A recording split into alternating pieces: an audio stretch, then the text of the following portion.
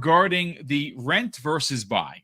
Right now, this has been an ongoing conversation, and it seems to have heated up to the point that once again, Christopher Dring is not only throwing his 2 cents into the ring about how Game Pass isn't good or bad, it just is, according to him. He went and quote tweeted Bucky from Pocket Pal. And if you don't know who they are, well, they're the maker of Pal World, and they obviously, this started yesterday when Bucky put out a tweet regarding Expedition 33 being roped into the Game Pass good or bad conversation. And of course, he defended the fact that Expedition 33 was not only good being in Game Pass, but it was good for his own company that he represents through his knowledge. Well, according to Christopher Dring, it depends on a particular game or a particular whatever. I will read the quote verbatim, but it's crazy how a so-called journalist is telling the actual community manager who deals with this whether or not it's good or bad. But he is not the only one. And again, this really is an Xbox Game Pass versus games media and gaming community question, because, unfortunately, there is a lot of false narratives that have been posted in the last couple of weeks. And I don't know what more Xbox Game Pass has to do to be recognized by gamers. And I mean, Xbox gamers are eating well. We are being served filet mignon on a regular basis, because just look what happened last week. You had two of this year's biggest RPGs launch into the service. You had the week before the biggest, at least one of the biggest indies of the year in Blueprints drop right into Xbox Game Pass. Doom is in a couple of weeks. What's on your screen was the second big release of the year in South of Midnight. We opened up the season or 2025 campaign with Avowed, and it just continues to go. You had Ninja Gaiden 2 Black drop as a shadow drop. Ninja Gaiden 4 is coming out in the fall. I mean, I don't personally know what more Xbox needs to do to be recognized by the games media and the gaming community as a viable place to play your games at the most affordable price in gaming. And I've said this before, and I'll stand and die on this stone, ladies and gentlemen. Xbox Game Pass is, in fact, the greatest deal in entertainment today. And I'm talking about both music and film, okay? You can't get as much as you get in regards to quality and the price of what it would cost you out of pocket versus anything else. I said a number before you got here. I don't know what more Xbox Game Pass needs to do to allow for the slander and the false narratives of renting versus buying, and somehow people that play on Game Pass are either poor or on welfare, because that is something else. First of all, anyone that says that is just an absolute, pardon my French, freaking asshole.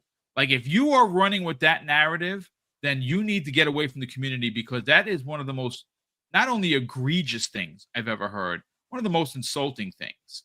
And look, again, we don't do the names thing more times than not because we don't want to embarrass anyone. But I had a particular conversation with a particular person that, it follows the channel.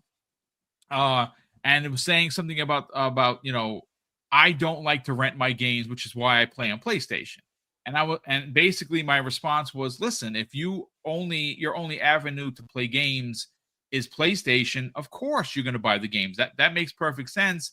It was brought to my attention that they own an Xbox Series X and they just don't like renting games, and they would rather pay for them. Well, the argument is dumb anyway. It's stupid on its face, because you can buy the game on Xbox. You can it's buy not like the game because Game Pass is there, it stops you or something. Yes, exactly. How idiotic. Yeah, it's man. I you know what? Let me pull some. Let me pull up these. But because Game Pass is there, I can't buy it. Yeah, it won't let me. You actually get it at a discount. I'm just saying, like, it's the false narratives that I find to be absolutely egregious. So here's the thing. I'm going to read the first posting by Christopher Dring. Now, again, this guy he's a walking troll. His credibility has been sunk more times than not. He's been ratioed more times than I can count, specifically at least 8 times by Jamie Moran, who's gonna go on a very funny, hopefully funny rant, because that's what he does. But I want to read, gentlemen and chat, exactly what Christopher Dring thought he needed to say to the world, because he's that important. In a fun section at the end of some of my TGB videos, I asked the interview subjects if game subscriptions are a good or bad thing. And the answers have been quite polarizing. But it's a nuisance conversation, he says. And he goes on to say this, ladies and gentlemen: sub services do suck up time out of the market and potentially reduce spending on full games. Certainly 2 publishers, which he does not name, have said to me that it's challenging releasing a premium game on Xbox these days. However, sub services are our discovery vehicle when getting noticed has been harder than ever. And most significantly, it potentially encourages people to play more games, and most importantly, according to Christopher Dring, different games. Another big industry challenge today. And he says finally in his closing, in other words, Game Pass is neither good or bad. It just is, which I don't even understand what that means, but fine, whatever. So the point, the Bucky tweet that I was telling you about, he posted just the other day, and he goes, again, this is Bucky from Pal World. He's obviously the community manager for Pocket Pair. He goes on to say, Expedition 33 is the latest game to get unwillingly dragged through gaming Twitter as people debate on the viability of Xbox Game Pass. And he says this: I feel like I've just a little bit more knowledge on the topic than most, so I'll just say yes. Yes, it's very worth having your game on Xbox Game Pass. Well, Christopher Dring, who apparently knows better, gentlemen, goes on to say, well, that depends entirely on the game and your business. If you're a small publisher and developer with new IP, 100%. But if you're a Take-Two with GTA, not so much. Now, this is the thing that drives me crazy with games media, because everyone seems to revert back to GTA. Like GTA 6 being on Xbox Game Pass could never be a thing. Well, first of all, the fact that that's even brought up, that is like a no shit Sherlock conversation. Like, holy cow, water is wet, the sky is blue, and my bank account doesn't have enough zeros. It's not even a real argument either. It's not a real argument, because if Microsoft why would wanted to do it, they have the money yes. to put GTA on the service. They do. Obviously, Take-Two wouldn't take jump change, but Microsoft could absolutely do it if they wanted. They could drop them $2 billion to put into service. Yeah, they when you have these bangers that are coming out right now that are absolutely like, dude, we got Doom the Dark Ages coming out. Like, what are we talking about here? Like, it's absolutely ridiculous thought process. Like, I understand, like, hey, like, you know, you look at Xbox and be like, hey, these are like Doom the Dark Ages, AAA banger. Okay, it's releasing on all platforms. All right, like, hello, but it's still in Game Pass. Like, the viability of Game Pass is not diminishing. If anything, it's ramping up hardcore. And I think people need to realize that and understand that, you know, you have an option, and they're not even saying buy an Xbox, buy a newer TV, or they're actually supporting the third party people that work with them. I mean, it's actually kind of crazy, and it's not a thought process that we would see before, but I think it is the most important thing for them right now, because they're saying, okay, like, you have an option, go for it, but you can gladly pay $70 on your PlayStation. We don't care. That's the way they're looking at it, and I don't hate it. I honestly think it's logical. No, it's just silly on its face, though, because again, sure, Take-Two may not want to do that. They've stated that, but money talks and BS walks. If Microsoft decided, hey, we're going to hunker down and give you for $1 billion or $2 billion to put that on a service for whatever length of time. Take-Two is going to take the deal. It's not like they're going to be like, nope, we don't want that. They still get to put their product everywhere else. They still get to sell it on Xbox, PlayStation, and Steam or whatever. Later on in Steam, of course, not because they know they go to PC later, but you get the point. So the thought that they couldn't do it is, for one, stupid. Two, why is the argument GTA when Microsoft has tons of games they're offering anyway? Why does it have to be that? Or it'll be lesser games that doesn't have the prestige of a GTA that they can bring to the service and do bring to the service. So what is the argument exactly? You could tell when somebody is trying to find some reason to be negative. Yeah. I mean, look, again, shout out to Mac22 in the chat. He says, boom, it's a nothing burger and not worth your time. You know what? Here's the thing, brother. First of all, I love that you're here every day and we appreciate it. And you're not wrong. All right. Is it a giant nothing burger? Sure. But it's a conversation that I'm not the only one having. And I do want to do a round robin here. And specifically, Umbra, I'm going to go to you first because you had said in the DM that you guys had this conversation just recently. I believe you said you had this conversation on Friday. I know Risk It has consistently been on this tear of pointing out the disingenuous behavior by games media. Now, granted, I think it was last week or it might have been the week before, Jez Corn of Windows Central did do a positive Xbox Game Pass where he said I have to give Xbox Game Pass its flowers. So it's not a blanketed statement where all games media is against Xbox. I'm not suggesting that at all. What I'm suggesting is that there is a conversation happening today, ladies and gentlemen. And if it's not in my DMs, it's somebody else's DMs where people are challenging Xbox gamers as to, well, you don't buy your games, so you don't count. Your opinion doesn't count. And I've actually seen people try and sell that narrative. I mean, wait a second. You pay for a subscription.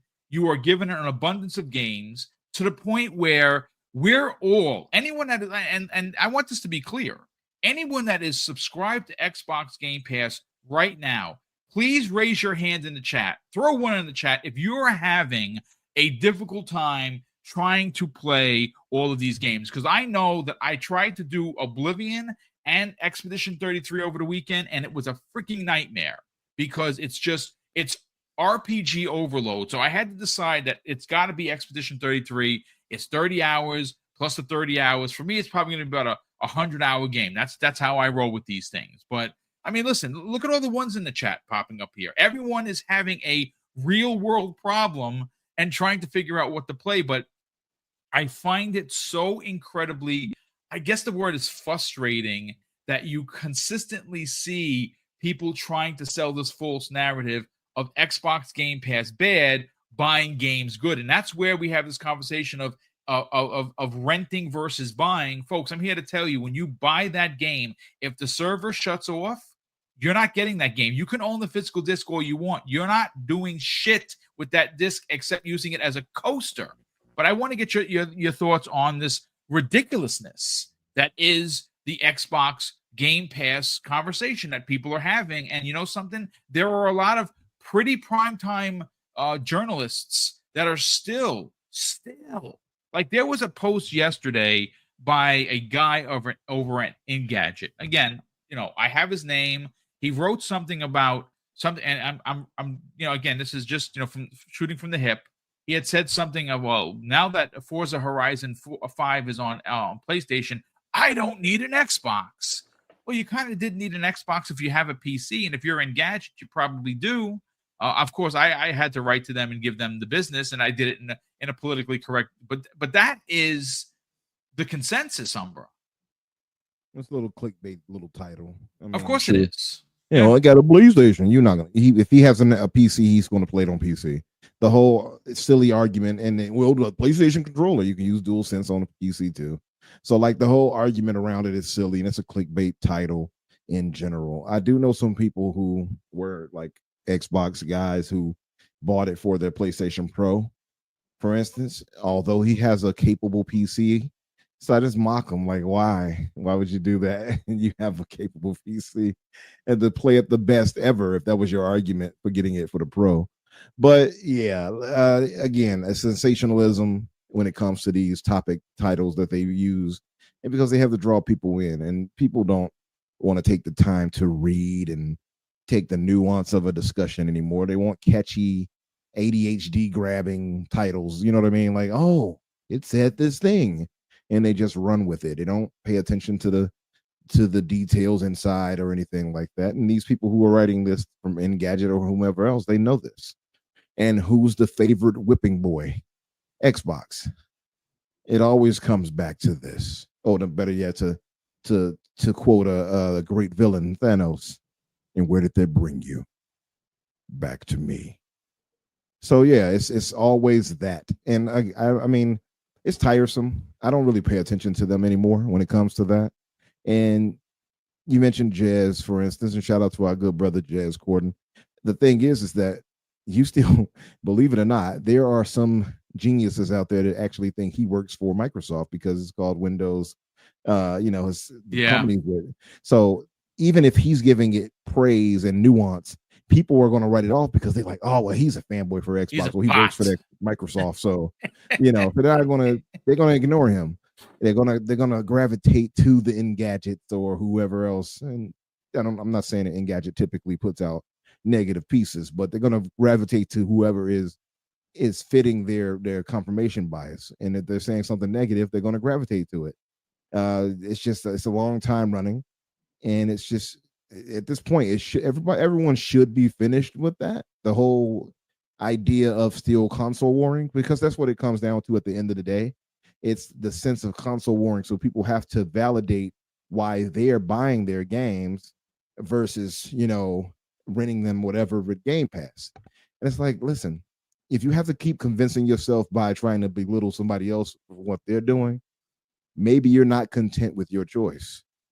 If I want to buy a game, I can buy a game. I, however, have a sweet deal here in front of me. And I do buy games, by the way, just to be clear. But if I have a good deal in front of me and I'm getting all these first party titles and even great third party titles to a service, I'm going to use it. I don't need to come back to that game again after I've beaten it until I need to come back to it. And if I feel like playing it. And by that point, it'll be super cheap and I'll just get it when I want. That's the beauty of having an option, right? So it's ultimately a silly argument that's unnecessary, and it's just tiresome again. And to go back to Dring, the way he even did all of that, he ended up kind of putting his foot in his mouth because he had to, after he spoke with other people in the industry, he had to come back to, well, Game Pass is neither good or bad. Yeah, exactly. Yeah. Right. Yeah, and he wanted to hear bad. That's what he wanted, but he got a more nuanced take, which is some of it doesn't work, some of it does. Right. And that is what it is. And Microsoft is not promising you the moon. They're just telling you what you're going to get. And they've delivered on that now. Like, they have a great cadence of games coming. We are enriched in games where we can't even get through one game to get to the next right now. Exactly. Yes. So I don't know. It's an annoying debate. And hell, you mentioned that you have Oblivion. You mentioned Oblivion. Yeah, I started that too. And now I have shifted over to Expedition 33. And I'm like, okay, well, I got to get back to Oblivion. I got to get my Umbra blade. And it's like, okay, it's too much to do.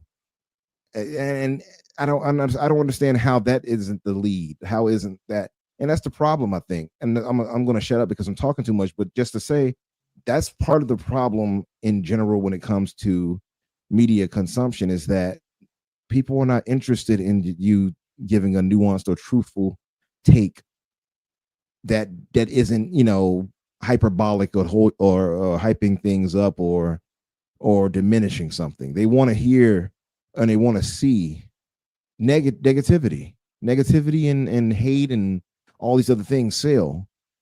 Straight truth and with no flash and such like that doesn't. And that's part of the problem. And that's just societal.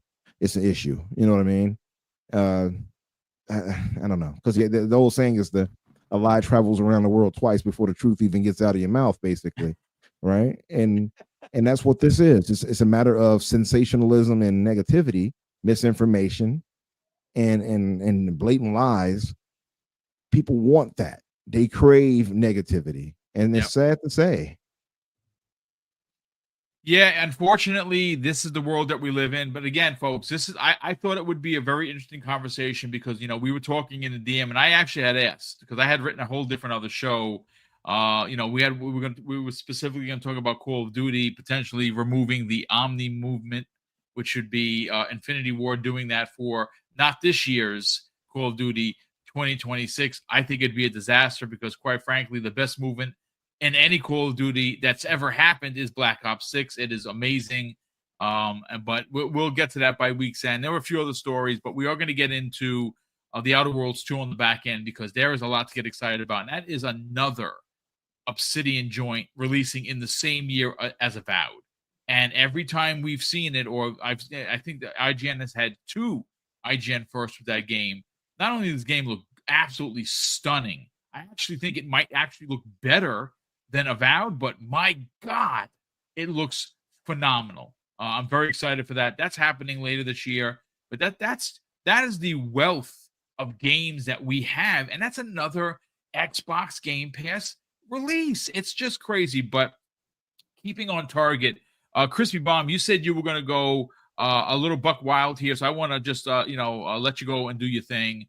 Again, somehow or another, Xbox Game Pass manages to not only allow for everyone of every financial ilk to be a part of gaming, which I think is in itself needs to be congratulated. In a world right now that we're currently living in, everything is expensive. Everything continues to go up. There is no relief for the middle class. There is no relief for fans of gaming. Thanks to Nintendo and the announcement of $80 games, they might have knocked the doors off its hinges, opening this way for people like 2K to use price scaling as to how much it costs for them to develop Grand Theft Auto 6. If they use that type of scaling, then Grand Theft Auto 6, in fact, will be $100 for the base game. We started hearing about that last year, and we all thought there's absolutely no way that they're going to charge $100. And after that, well, now there is. Now, again, I don't know how long before PlayStation says, well, we're doing 80 games as well. I think it's Ghost of Yotai.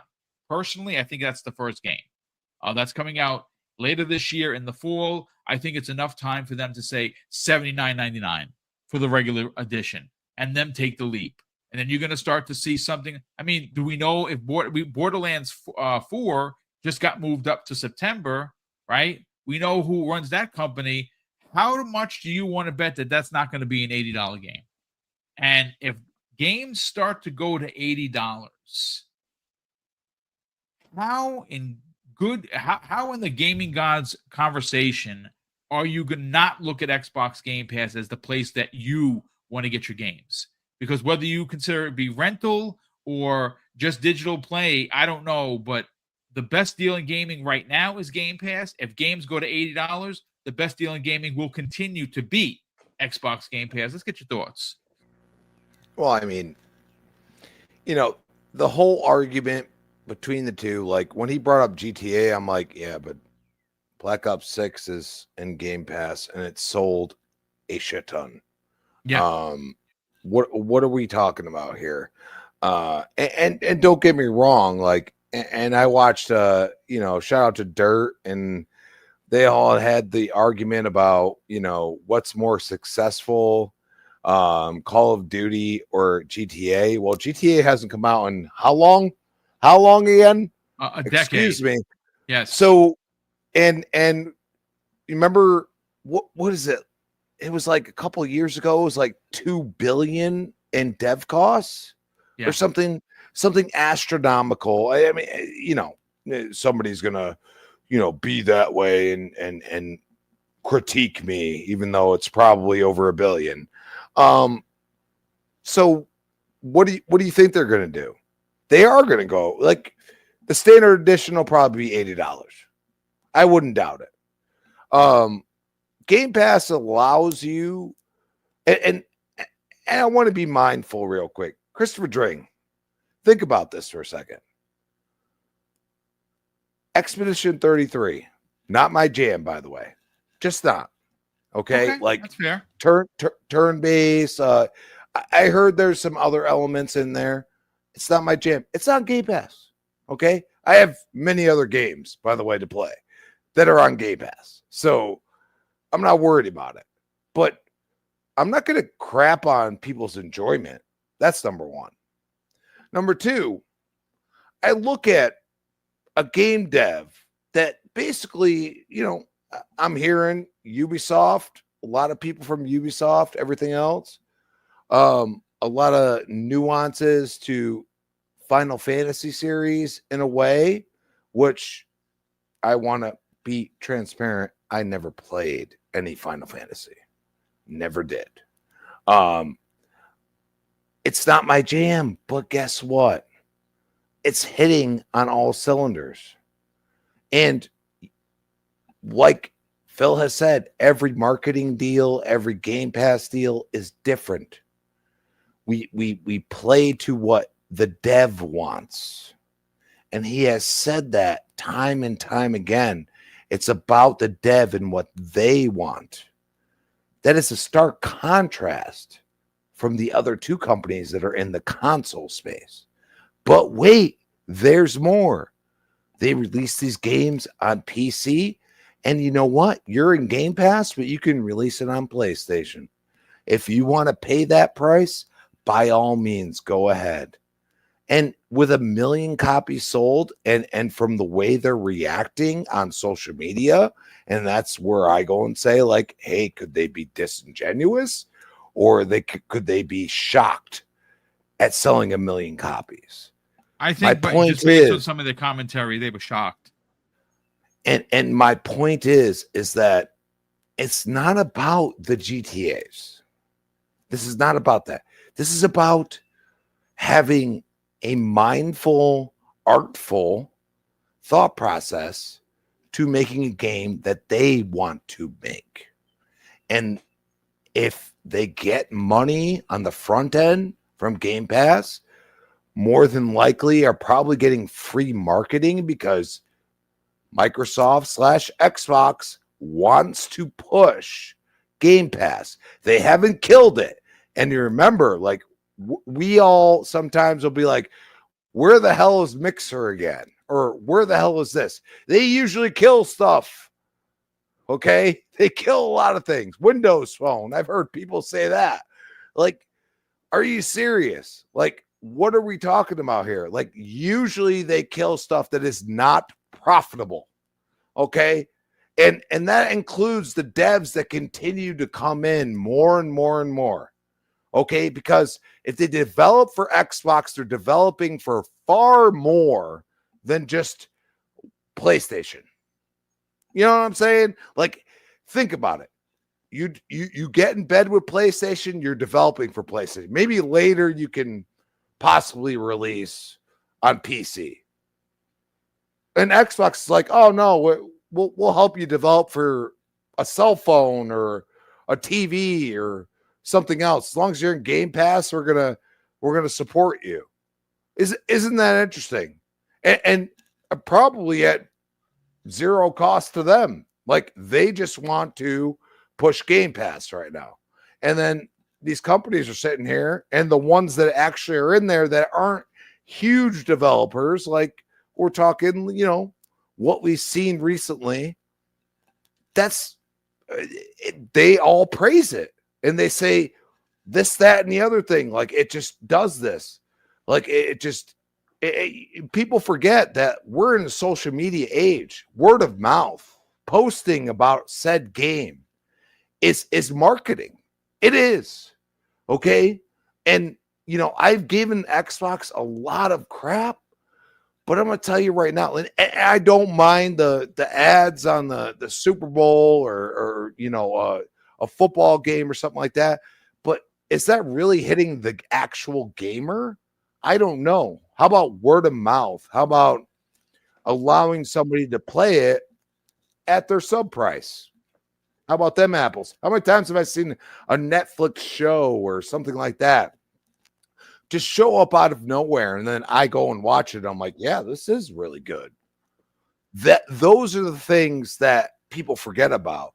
And there's a marketing budget for a reason. But if a small company can use the gravitas of developing and dropping in Game Pass, but also developing in all these other consoles and PC and everything else, I think, there's a lot to be said about the future vision of what gaming can be. And that also includes having great experiences for what you want. And I think that's what Game Pass needs to keep doing. Great points all around, man. Really, really well broken down. Jamie Moran, I saved you for last because I'm expecting a massive rant here. Please, by all means, the microphone is yours. Let's talk about not only Christopher String's stupidity on display once again, but how the games media wants you to believe that Xbox bad, everything else good, especially when you talk about Xbox Game Pass and its value proposition for subscribers. Let's talk about it, man. For years I've noticed people in the games media, they try to push this thing against Game Pass, and for the longest time I was wondering why. And a few months ago I was watching some IGN stream with some new game announcements, and there was some AA centric game announced. I can't remember which one it was, and after the show had finished, they said, "Oh yeah, that seems like a game that would be in Game Pass." Right? They try to push this thing that Game Pass is for low quality games or AA games or microtransaction live service games. The truth is, the most of the games in Game Pass are single player, and there's single player, there's multiplayer, there's co-op, all games of every single type in Game Pass. So people can't use that narrative anymore. So what do people use? The devs, right? The precious devs, right? I love the developers. They make the things I like. They make the things we're talking about. I've noticed that developers like Game Pass, but you have bloggers like Chris String out on social media that are trying to go against developers that are praising Game Pass. Game Pass doesn't exist as a vessel for people just to play games. The developers make money, right? There's been instances in the past where the developers have made all of their development budget back just because of the Game Pass deal, meaning everything they would make afterwards is 100% profit, right? But no. We have bloggers going out there, we have journalists coming up with this crap, and it doesn't make any sense. Think about this right now. We see bloggers go up against Game Pass on a daily basis. We see some content creators go up against Game Pass for whatever reason. Notice we haven't seen basically a single developer basically complain about Game Pass, right? We've had people like executives from Take-Two complain about it, but they are money hungry and they basically have a gambling mini game in their basketball game, so we can't trust them at all. But for some reason, people just have this. Try not to use any terminology that'll get you demonetized, but people have this emphasis for hating on Game Pass on a daily basis, and it doesn't make any sense. We live in an age where the price of everything is going up on a daily basis, and Game Pass is this thing where you can subscribe and get a bunch of games where people's wages aren't going up to match the price of these games or consoles going up. So why aren't these journalists, people bloggers like Chris String, why aren't they out there asking, hey, why is Mario Kart Worlds $80 but Forza Horizon was $60, right? Yeah. Which one of those games cost more? And they're both open world races, one of which has licensed cars, one of which has licensed music, and one of which is photorealistic. One is $80, one launched at $60, one launched in Game Pass. So why are people going up against Game Pass all the time? And I think it boils down to this one thing. It's not a PlayStation thing. Yeah. Right? Every single time in the past where someone has came out for something on Xbox and said, hey, this is available on Xbox, this is a cool feature or game or whatever, people have been against it. And then when it came to PlayStation at a later date, be it a feature or video game, people are loving this thing. Greatest thing since sliced bread, Jamie. Yeah. And like, I'll try and find the post, so I'll post it later. But like, I'll mention this again. Back in 2014, the Xbox One got an update so you can play media files, right? And Kotaku posted saying, "Hey, Xbox One now lets you watch pirated movies." And they had a picture of a pirate ship with the pirate flag with the skull, right? A year later, the PlayStation 4 got the exact same feature, and the headline was, "The PlayStation 4 now lets you watch media files." Right? And it was the same journalist, right? Same story, wrote two different ways, because Xbox bad, PlayStation good. We're at the point where a lot of these journalists, they kind of like in the mid 30s, early 40s, where they grew up with PlayStation, right? Their preference never changed. And we can see it from a mile away, right? Everything they do is PlayStation this, PlayStation that. Every time there's been a game announced, and this was before Xbox started doing multi-platform stuff last year. Every single time Xbox would come out with a game, what would be the first thing that was asked in an interview? Is it coming to PlayStation? Every single time. And like, Game Pass is on Xbox. It's on Xbox devices and Xbox ecosystem devices. PC, tablet, cloud, all that stuff. Well, people are against Game Pass, but yet when a game launches in PlayStation Plus, nobody bats an eye, right? FBC Firebreak by Remedy launches in Game Pass and in PlayStation Plus this year. That game is going to have a huge success because out of the gate, it's a multiplayer game. It's going to have millions of players day one, right? Do we see any of these bloggers questioning about PlayStation Plus? No. Why is that? Because it's PlayStation. It's so blatantly obvious at this point, and these people don't try and cover up their act, right? Xbox, it's a great deal, right? Maybe you don't want to subscribe to Game Pass. Cool. Buy your games. Nobody's stopping people from buying games. And I always say this one argument, that what if Xbox locks games to Game Pass? That is a reach beyond anyone's imagination, right? Microsoft's not going to lock games behind a subscription service. Do you know who does lock games behind a subscription service? Nintendo. Their backwards compatibility is locked behind a subscription service. Nobody bats an eye, right? Xbox does free cloud saves. Nobody bats an eye. PlayStation, Nintendo, they charge for cloud saves. It's fine. And you have people in chat. They're trying to go against everything I say. But everything I say right now, and have been for the past few minutes, you can literally prove it by searching for it, right? Everything I'm saying is 100% true.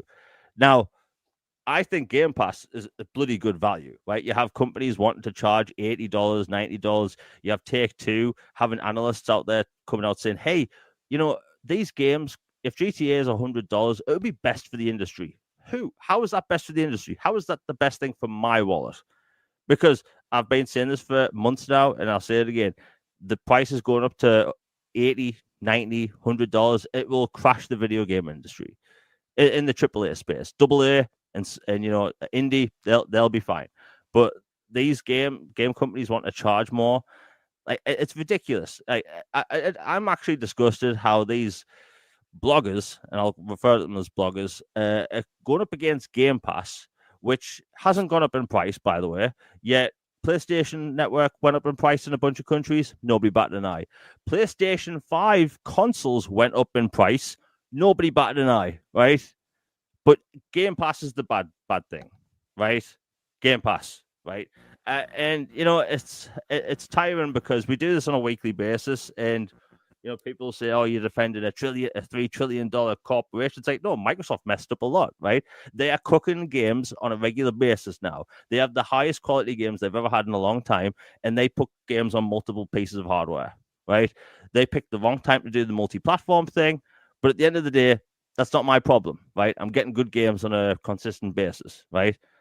So, like, when it comes to the whole game industry thing, like, Game Pass is a bloody good deal. Game Pass is on Xbox devices. So I'm sticking with Xbox. And plus, Xbox is actually an interesting thing right now. You have Nintendo coming out with a new Switch in a couple of months with a bunch of new games, which will be cool. PlayStation, Not much to talk about outside of Marathon and Ghost of Yotai. Xbox is on everyone's minds 24/7. Game journalists can't shut up about them.